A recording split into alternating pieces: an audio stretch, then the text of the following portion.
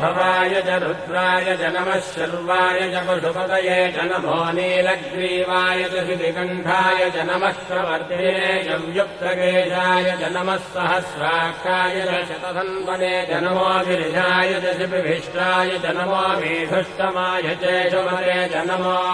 ह्रस्वाय च वामनाय च नमो बृहते च वर्षीयसे च नमो वृद्धाय च संवृद्धने च नमो अग्र्याय च प्रथमाय च नम आशवे च जिगाय च नमः शीघ्रियाय च शीघ्राय च नम ऊन्याय च वस्त्रन्याय च नमः स्रोतस्याय च द्वीत्याय च नमो ज्येष्ठाय च कनिष्ठाय च नमः पूर्वजाय च परजाय च नमो मध्यमाय च वकल्भाय च नमो जघन्याय च बुद्धियाय च नमः श्रोभ्याय च प्रतिशल्याय च नमो याम्याय च क्षेम्याय च नमो उर्भज्याय च